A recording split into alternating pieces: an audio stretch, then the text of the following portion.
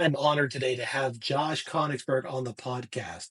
Josh is a digital marketing and Google local search expert with 27 plus years of digital and technology marketing experience, including co-founder of the first financial search engine on the web in 1996. He specializes in helping lawyers and law firms significantly increase their qualified lead generation and thus enhance revenue by implementing a strategic approach to online marketing that works. He's a partner and co founder of Law Firm Marketing Pros, who won the prestigious Agency of the Year award for the Digital Marketing Mastermind Group seven figure agency. He also mentors approximately 300 agencies in that group. He's the author of Law Firm Digital Marketing Made Easy, the only book you'll ever need to become a best known attorney. He's an enlightening public speaker and host of the Behind the Bench podcast for lawyers. Josh, I'm so glad you're here. Thanks for being on the show. William, thanks so much for having me. Super excited about being here today. Welcome to Catalytic Leadership, the podcast designed to help leaders intentionally grow and thrive. Here is your host, author, and leadership and executive coach, Dr. William Attaway. I would love to start with you sharing a little bit of your story with our listeners, Josh, particularly around your journey and your development as a leader. How did you get started? So it's interesting. I come from very humble beginnings. My mother raised four children by herself on a school teacher salary with really not much help from my father. I was the youngest of four, and as she liked to say, she would tell me it's the pecking order, right? So everything kind of flows downhill and stops with me. So grew up in the Philadelphia metro market. If you know anything about markets, that's known to be a pretty rough town. The old Veteran Stadium was the first stadium to actually have a jail in the stadium. That's how rough of a town it is. So Yikes. yeah. So they would arraign you right there on the spot. So Oh, goodness. it's just a rough town. So between it being a rough town as well as growing up with older siblings, you develop a thick skin, and you're always trying to prove yourself, right? Mhm. So what happened over time, I think, with me is not having really any money growing up, living on hand-me-downs from my older siblings. I think that I always had something to prove. Mm. And that something to prove manifested into entrepreneurship, which then further manifested into leadership as I begun to grow and mature in business. And certain things happened while I was in college, really to help that. It's funny, not only, now that I think about it, not only was I the youngest of four, but way back when they didn't have honors programs like they do today, Mhm. right? Yeah. So, Yeah. so my daughter was part of the International Baccalaureate program, which is the next level up Mhm. above honors. They didn't have any of that. So when I was in elementary school, they just moved me up a grade. Mm. I was bored in class after like the first week, and you know what? They gave me a test, and next thing you know, I'm with all older children. So I went I all the had the way. same experience. Yeah. So, Yeah. so, so, you're generally physically a little bit smaller, Mhm. right? Yep. And certainly younger. So that also, I think, led to having something to prove, especially once I got out of high school and went to college, where through my college maturation process, I was invited to things like I was a new student orientation leader, I was an RA, I was captain of the hockey team, and so on and so forth. So, so that's part of the journey. Every leader that I've talked to, their journeys are so different, but there are threads that run through. And I think with yours, what I hear is that this was not just a predictable pattern and journey that you could have seen from the time you were young of where your life would go. Right? This has been a little unexpected in some ways. Right? I No, mean, those days. I don't necessarily, I never really pondered it that way. I haven't really thought about it. So, another interesting part of the journey, and I've heard certain people public speakers say this: you show me the kid that was the paper boy, I'm going to show you the one who's going to be a successful entrepreneur, right? Mm. So for me, it wasn't a paper boy. We lived right next door to horse stables Hmm. in the suburbs. When we moved out of the city, we lived, and so at 10 years old, 11 years old, I was a stable boy, so I can make some money Yeah. at that young of an age, and because there was no money to go around with it on the school teacher salary, right? So if I wanted things for myself, I had to work for them. It's remarkable. And that hard work ethic has continued to take you to where you are today. You're known as a digital marketing expert for attorneys. You talk about a lot of different things in that expert space. But one of those is about the difference between digital marketing tactics versus digital marketing strategy. What is that distinction? What do you mean by that? Great point.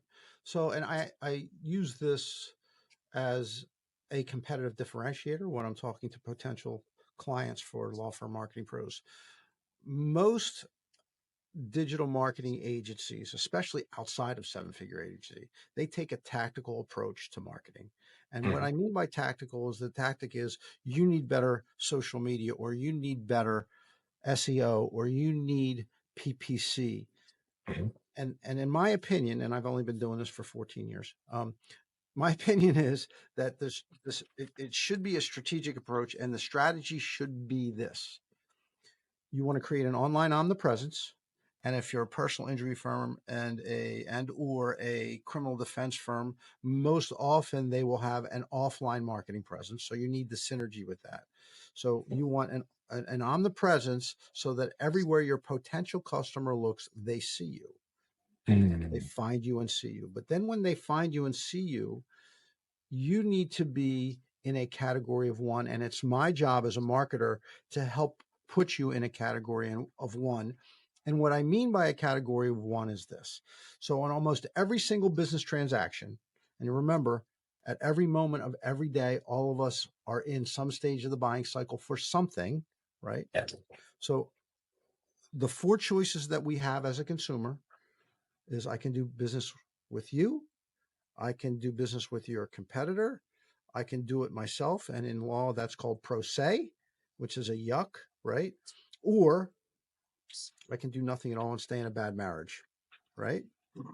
Right. So, given those four choices as a consumer, I want the decision to be crystal clear that they have to choose to do business with you, and any other decision they make is a mistake. You talk about doing it on your own as one of those four choices, right? And I think there's a lot of people, particularly early in their journey.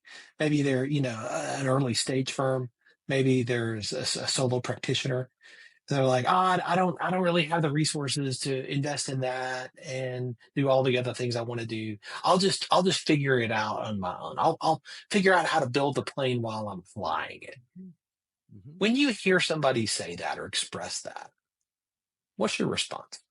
So we have a pre-qualification process so that for me to even get in front of an attorney today, they have to Mhm. go through this pre-qualification, or we can call it a disqualification process. Yeah. So we disqualify them. So I have sales reps and a team that really manage that. So um, if you're a solo and you're doing less than, let's say, $500,000 a year in revenue, and that's fee income, unless you're really aggressive growth minded, it's probably not a right fit. Mhm. And I'll make a referral out to another member of seven-figure agency that is in the law niche. If you think you can do it on your own, then I invite you to try. But I can ask a Uh, couple very, very quick questions. I mean, and I'll say this to an attorney: can you get a file from another family law firm or another personal injury law firm and look at the file and say, whoever did this does not practice this type of law and they don't know what they're doing?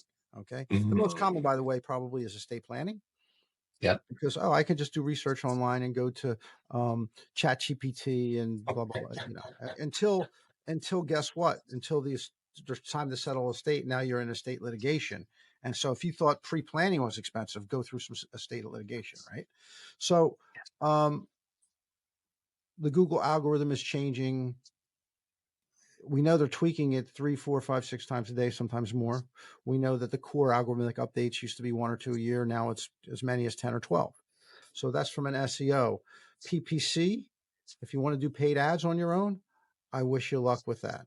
Okay. Because what happens is if you're going to go through the training that Google provides, and we've actually hired a couple people away from Google and we had to retrain them because basically they train people how to waste money on Google so Google can make more money.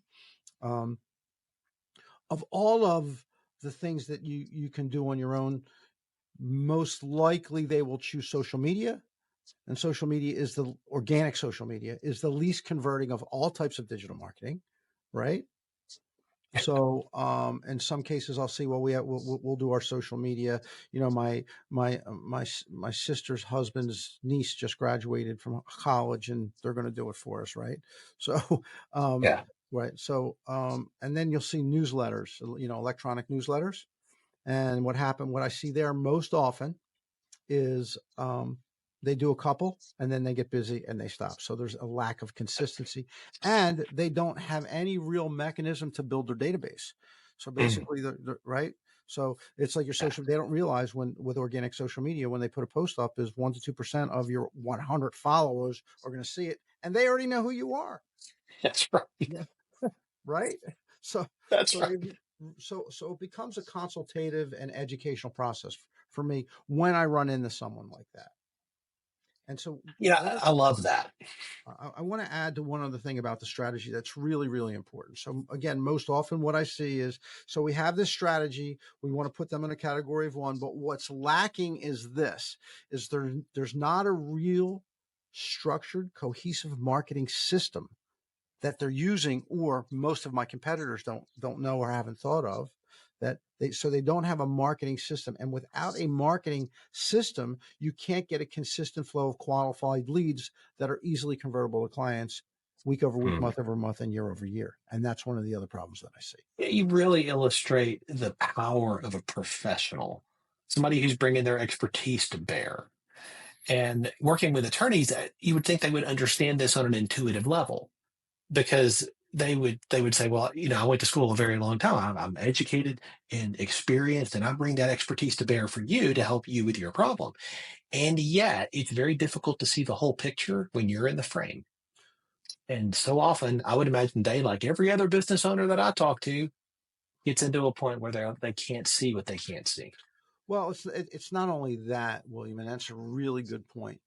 But what I say to attorneys is I'll ask them, well, how many hours did you spend in law school studying marketing?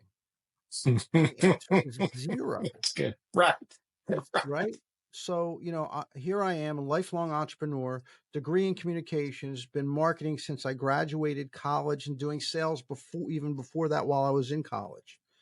So, and then I've got a team around me of rock star professionals. I think our senior management team has over 100 years of digital marketing experience. Wow. Yeah. Mm-hmm.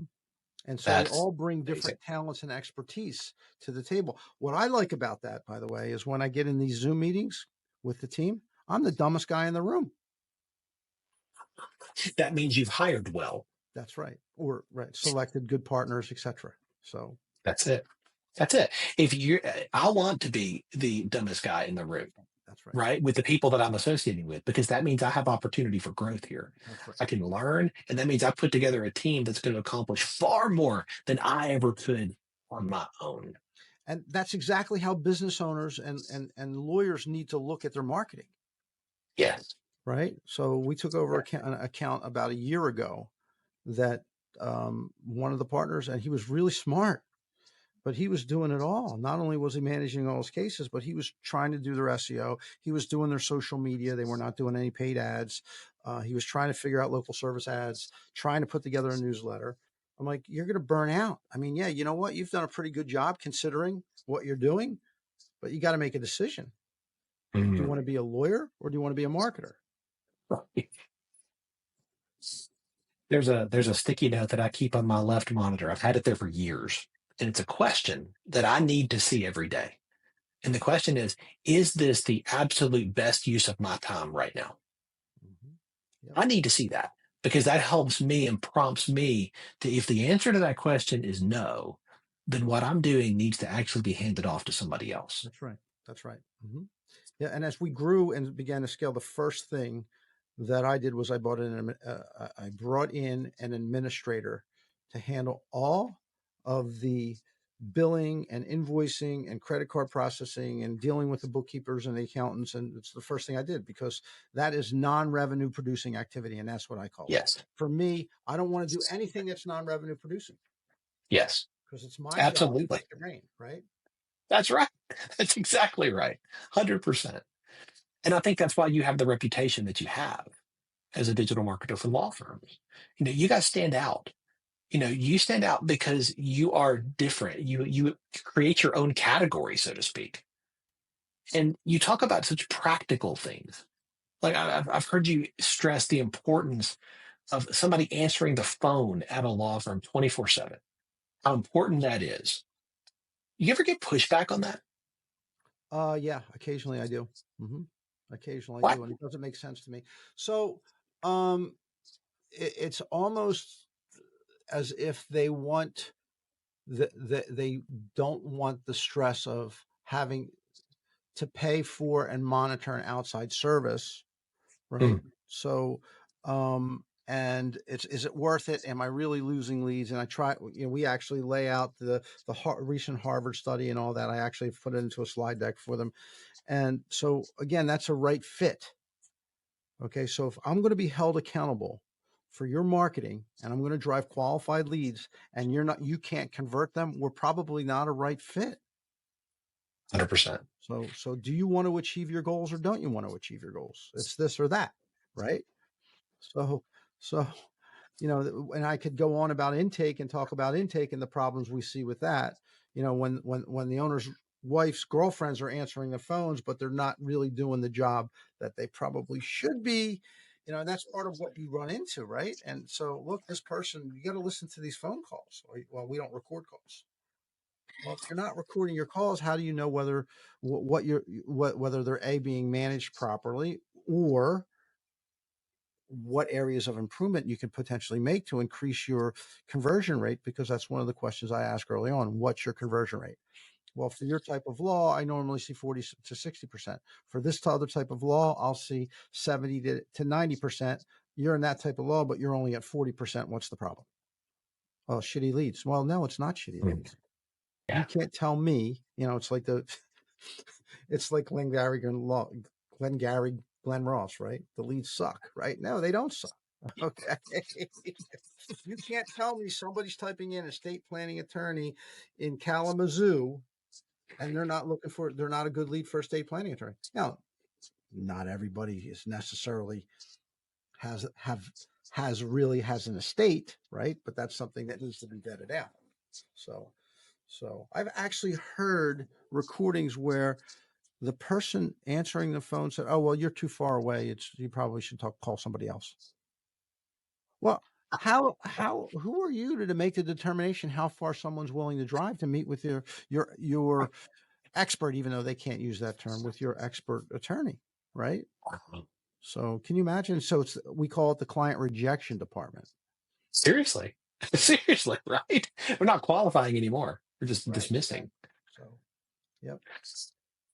As I think about this, and I think about how a law firm, just like every other business, it's necessary that they focus on bringing in those leads and converting those leads. I mean, this is true for every business, really.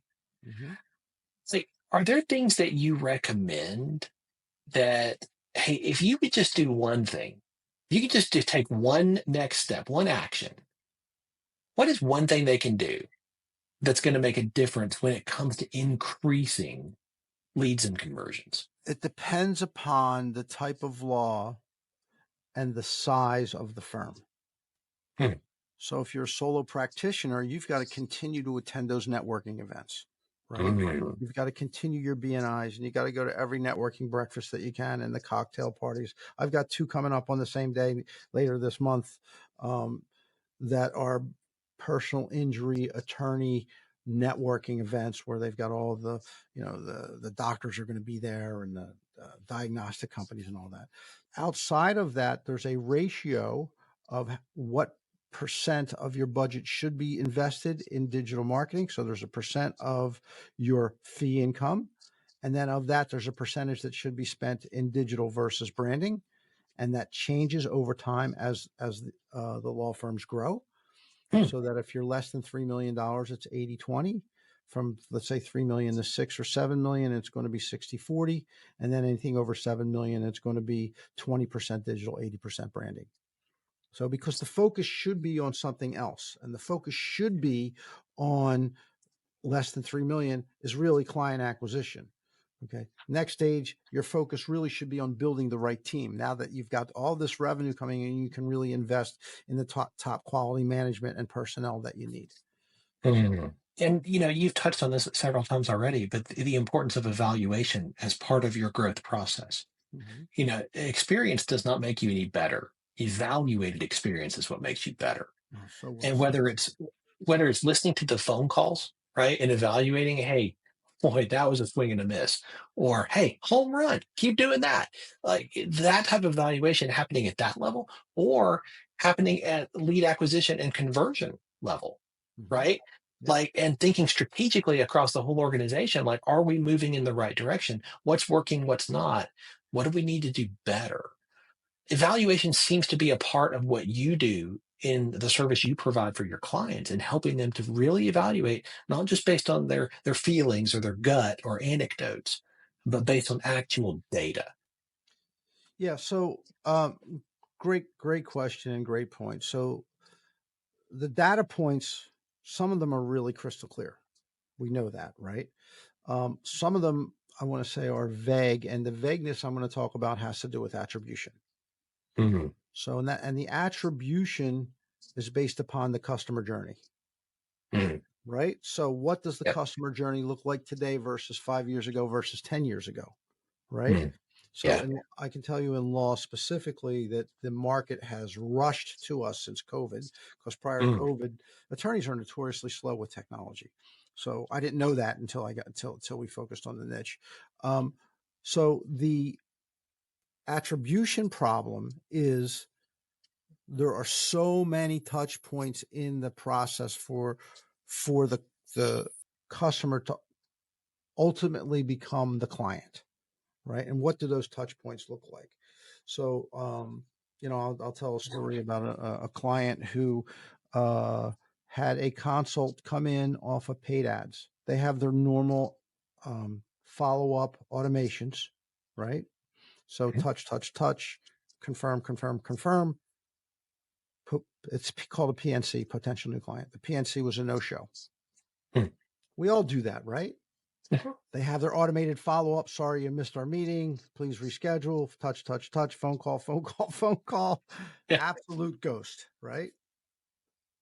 3 weeks later, same person comes in off of a Facebook ad campaign. So the first one came off of Google paid ads. Same person comes in off of a Facebook ad campaign, and it was a quiz campaign that we're running.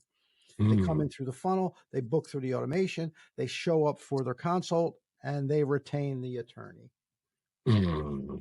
So does the first Google paid ad support the second as part of the attribution process? I would say so. That's part of branding, right? Okay. Absolutely. So, and to further illustrate that, what's the first thing that a consumer does, regardless of what the purchase is, regardless of how they found, whether it's a law firm or a restaurant, right, or an air conditioning contractor, what's the first thing the consumer does?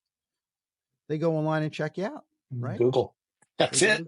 And when they go to Google, what are they doing? They're reading reviews, right? That's it. So I'll even say that your review acquisition, and you need breadth throughout the system, but the review and even the responsiveness today to reviews is super, super important. We've got a fantastic program, by the way, called Top Rated Law Firm. So the consumer is depending upon where they are in the buying cycle, the urgency associated with the purchase, and the risk associated with the purchase, right?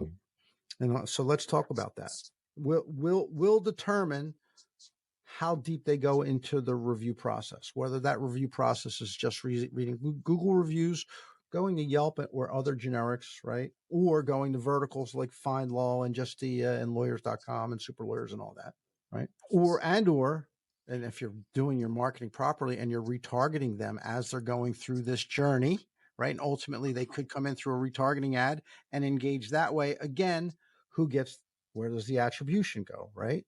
So maybe they're now seeing video on YouTube because of a retargeting ad, then redirected them to a video on YouTube. And now they go down that rabbit hole in YouTube on your YouTube channel, right? Before they make their decision to pick up the phone and call or fill out a form or a chatbot. So the risk, if it's significant, it's typically going to be a protracted buying cycle.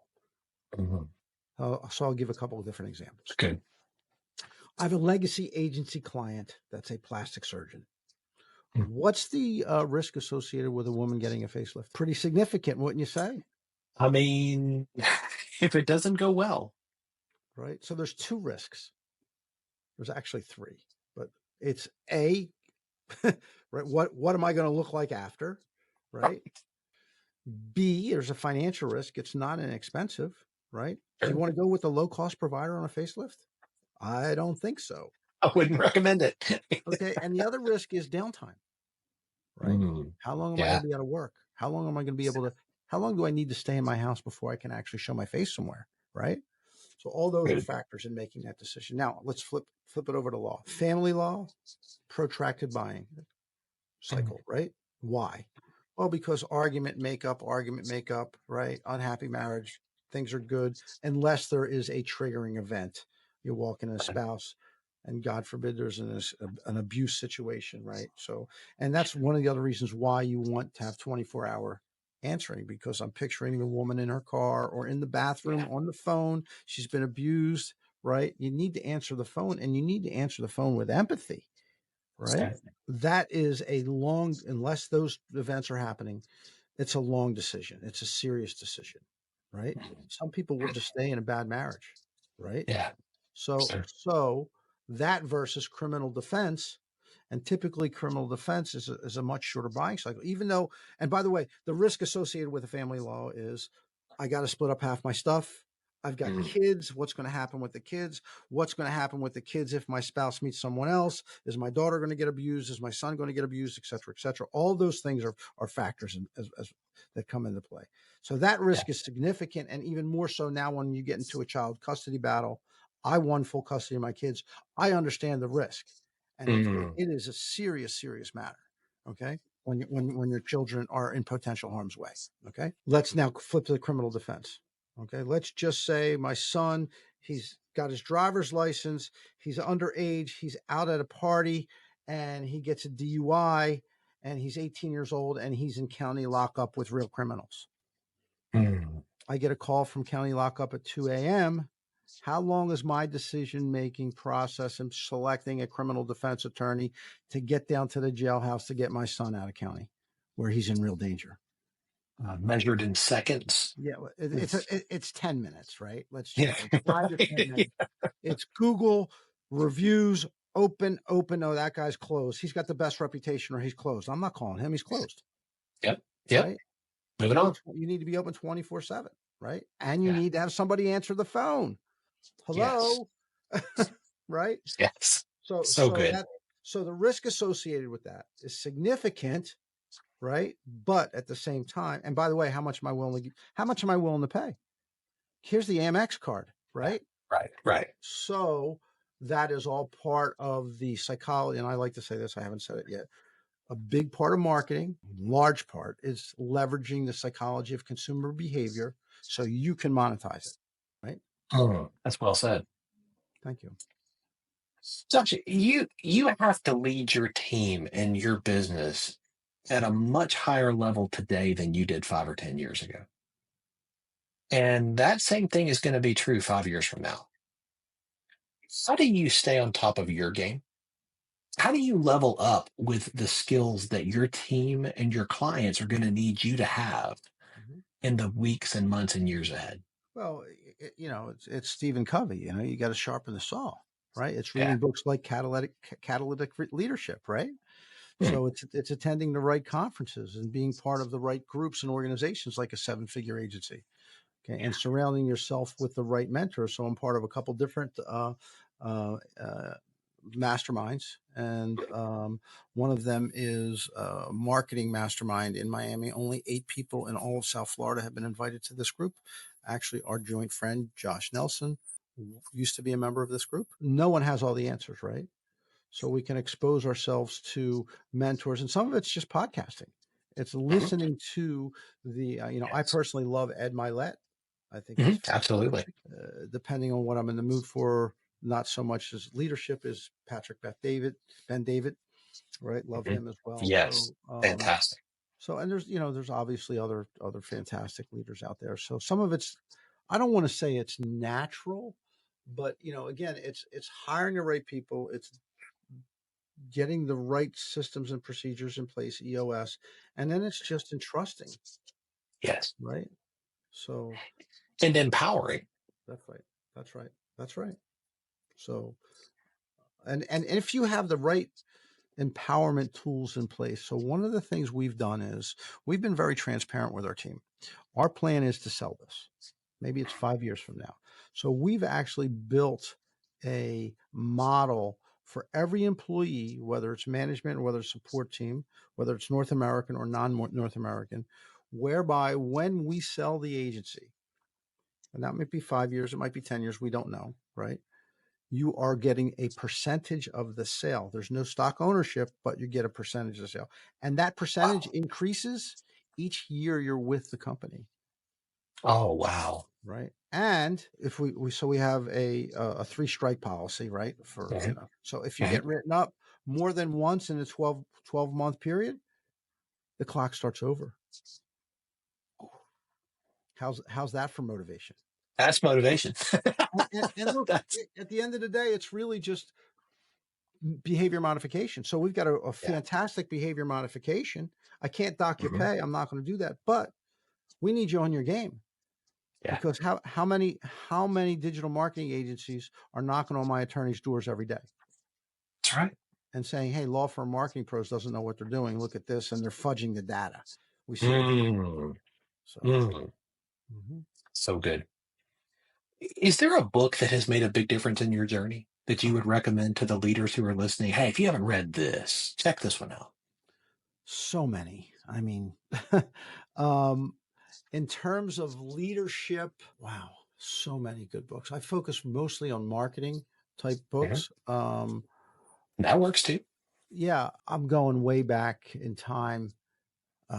Probably, as I'm thinking back over the years, 20, 30 years ago, right? 35 years ago, books that I read that were like so on point. What I'd rather say it this way. So there's one person that had an incredible amount of influence on me as a leader and entrepreneur. So I was so fortunate to have this man in my life at just probably the right point in time. So he was a hockey coach, and he also was the president of McNeil Pharmaceuticals. So if you don't know who McNeil Pharmaceuticals is, they make Tylenol. Oh, wow. So he coached me for 2 years, and when I graduated, he asked me to be his assistant coach. My goodness. Right. So he was so influential, it's hard to describe the nuggets of wisdom that you pick up with someone that's reached that level, who went from, he was a Marine drill instructor. So practices were a whole bunch of fun. Nobody's slacking. But so many good life lessons were learned from him that you carry forward throughout life. So in terms of if there's one book, I really couldn't say that there's one book that comes to mind specific to leadership. I can tell you there's so many great marketing books. I'm a fan of Dan Kennedy. I think Chet Holmes was just tremendous with the Ultimate Sales Machine. I've read Russell Brunson's books. They're all so on point and so helpful. So yeah, I wish I could, but nothing comes to mind. I'm trying to picture my library at home, and nothing. Yeah. And it's nothing like yours, maybe a third of yours, but Well, I think you illustrated a very important point, though, Josh, and that is, the impact that someone can have that lasts a lifetime. Hmm. Yep. So often we are so quick to dismiss the impact we have on other people, and we think, "Oh, it's no big deal. It's just a year or two or three, and that was it." But wow, I mean, the ripples from this coach's investment in your life have continued to bear fruit decades upon decades later. I mean, that's phenomenal that that's what comes to your mind. And I think that illustrates the power of true catalytic leadership. Well, well said. And it's funny you use the word impact, because over my shoulder here I've got 2 awards from .com magazine, and they're Impact of the Year awards, and I won it 2 years in a row. Mm. And I wasn't necessarily trying to win it. I mean, it's when they first called me, I'm like, how do you even know about me?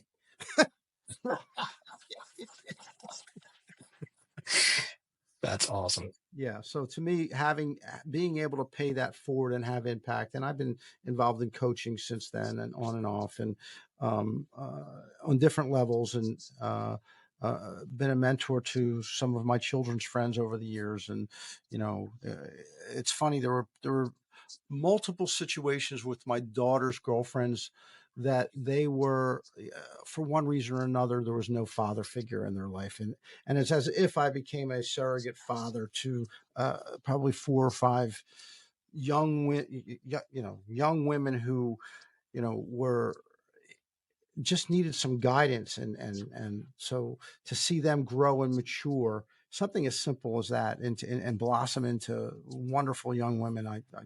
One of them is married and lives in Hawaii. Another one has she's married, has a young child, and she goes to these farmer markets in the area. She makes candles and stuff, and sells them. So just to have that positive impact is great. I love that. Yeah. Mm-hmm. Gosh, I could continue to learn from you for another hour. There's so many insights that you have shared today, and I'm so grateful for your generosity in that. I know our listeners are going to want to stay connected to you and continue to learn from you and more about what you do. What's the best way for them to do that? Well, our website is lawfirmmarketingpros.com. You can go there and sign up for our newsletter. That's probably the easiest way. There is a call option that's really reserved for attorneys. So please, attorneys only, take advantage of that. And it's a request to call. So if you're a non-attorney and fill that out, you're not going to get a call back. You'll actually get an email from my team. Yeah, that's the best way is through the website. And I welcome and encourage it. And thank you so much, William, for having me. Really enjoyed chatting with you and getting to know you better today as well. And look forward to hopefully Catalytic Leadership becomes my favorite leadership book when I finish it. I always hope it's helpful. Mm-hmm. Josh, thank you. All right, bye for now. Thanks for joining me for this episode today. As we wrap up, I'd love for you to do 2 things. First, subscribe to this podcast so you don't miss an episode. And if you find value here, I'd love it if you would rate it and review it. That really does make a difference in helping other people to discover this podcast. Second, if you don't have a copy of my newest book, Catalytic Leadership, I'd love to put a copy in your hands. If you go to catalyticleadershipbook.com, you can get a copy for free. Just pay the shipping so I can get it to you, and we'll get one right out. My goal is to put this into the hands of as many leaders as possible. This book captures principles that I've learned in 20 plus years of coaching leaders in the entrepreneurial space, in business, government, nonprofits, education, and the local church. You can also connect with me on LinkedIn to keep up with what I'm currently learning and thinking about. And if you're ready to take a next step with a coach to help you intentionally grow and thrive as a leader, I'd be honored to help you. Just go to catalyticleadership.net to book a call with me. Stay tuned for our next episode next week. Until then, as always, leaders, choose to be catalytic. Thanks for listening to Catalytic Leadership with Dr. William Attaway. Be sure to subscribe wherever you listen to podcasts so you don't miss the next episode. Want more? Go to catalyticleadership.net.